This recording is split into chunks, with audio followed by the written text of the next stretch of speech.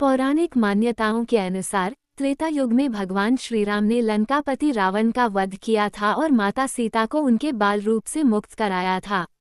रावण के बारे में कहा जाता है कि वो बहुत ज्ञानी व्यक्ति था, लेकिन उसकी वजह से उसका आचरण समाप्त हो गया। रावण के जन्म के बारे में कहा जाता है कि वो लंका में राक्षसों का राजा था।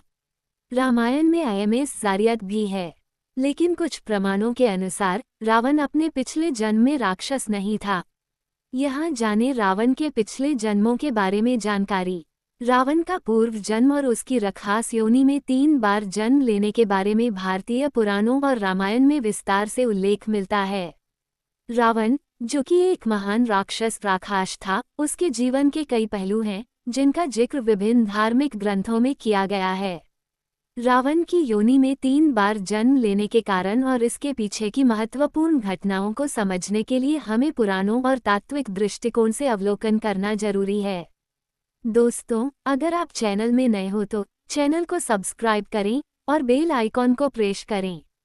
रावण का पूर्व जन्म। रावण का जन्म राक्षसों के कुल में हुआ था, लेकिन उससे पहले वह एक ब्राह्मण था।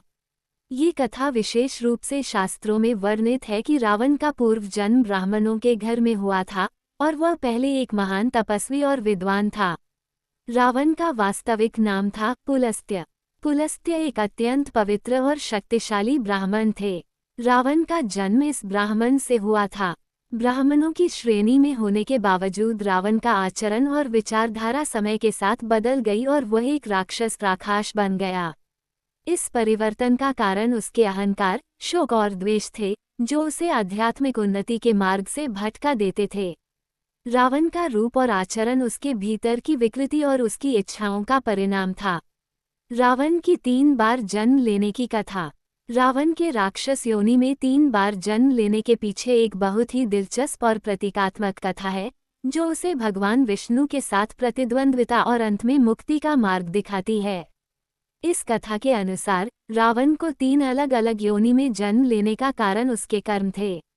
पहला जन्म। रावण का पहला जन्म एक राक्षस के रूप में हुआ था।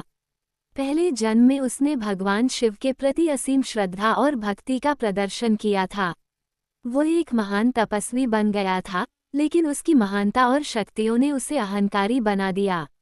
रावण ने कई बार ब्रह्मा और शिव से आशीर्वाद लिया था और महान शक्तियों को प्राप्त किया था। इस शक्ति और आशीर्वाद का उपयोग उसने मानवता और देवताओं के खिलाफ किया। रावण का यह अहंकार ही था जो उसके पतन का कारण बना। दूसरा जन्म। रावण का दूसरा जन्म राक्षसों के कुल में हुआ।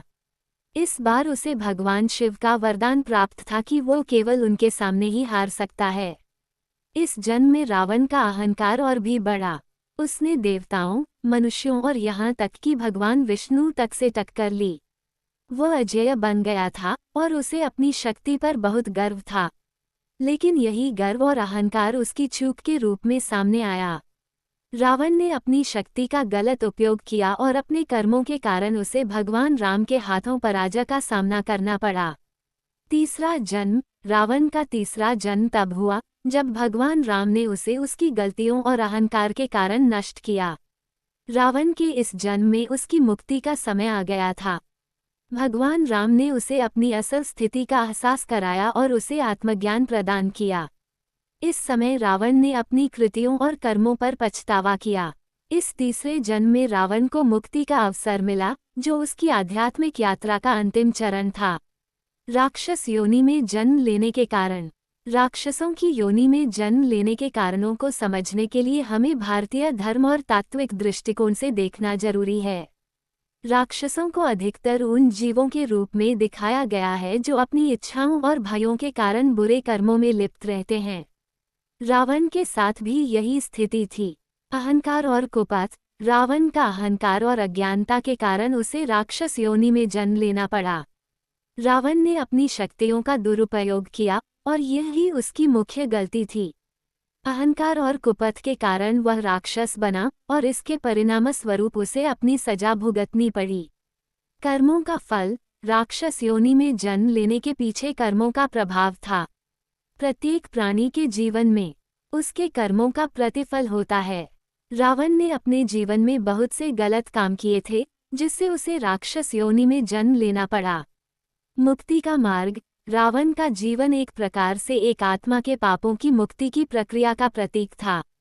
रावण का अंतिम जन्म और उसका नाश इस बात का प्रतीक था कि कोई भी व्यक्ति, चाहे वह कितना भी महान या शक्तिशाली हो, अगर वह अपनी गलतियों और अहंकार से उबरता है तो उसे अंततः मुक्ति प्राप्त होती है। निष्कर्ष। रावण का जीवन एक बहुत ही दिलचस्प और सिखाने वाला उदाहरण है, जो हमें ये सिखाता है कि अहंकार, क्रोध और बुरे कर्मों के परिणामस्वरूप व्यक्ति को कठिनाइयों का सामना करना पड़ता है।